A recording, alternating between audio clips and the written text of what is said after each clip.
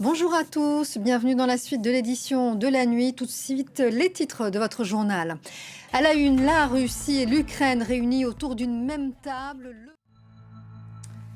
Dans la guerre en Ukraine, l'heure est aussi à la diplomatie. Premier jour de visite officielle de Jean-Noël Barrot à Kiev. Le ministre des Affaires étrangères a rencontré ce jeudi le président Zelensky.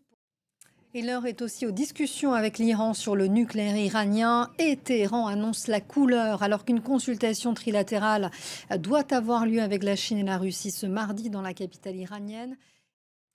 On s'arrête maintenant dans la guerre. On en vient à la guerre dans la bande de Gaza avec cette première. L'armée israélienne a lancé ce lundi une offensive terrestre dans le centre de l'enclave à Deir el-Balah. Au moins 3 personnes ont été tuées.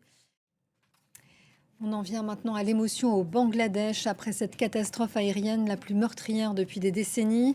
Un chasseur de l'armée de l'air à l'entraînement s'est écrasé sur une école dans la capitale. Bilan au moins 20 morts, 171 blessés, dont de nombreux écoliers. Une enquête est en cours. Une journée de deuil national a été décrétée ce mardi. Aux États-Unis, entre Donald Trump et Harvard, le bras de fer est devenu judiciaire depuis ce lundi devant un tribunal fédéral de Boston. L'actualité en France est cette question. La loi Duplon va-t-elle faire son retour à l'Assemblée? Mobilisation citoyenne jamais vue. La pétition contre ce texte agricole dépasse 1,5 million de signatures sur la plateforme de l'Assemblée nationale.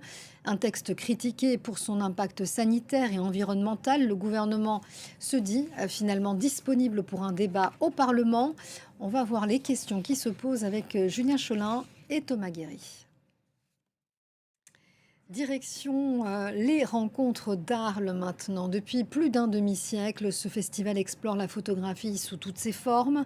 Le thème de cette nouvelle édition, les images indociles qui expriment des voix en marge. Et vous allez le voir, les femmes sont à l'honneur. Reportage Solène Claus pour France 24. Et le prochain journal, c'est dans 15 minutes. À tout à l'heure.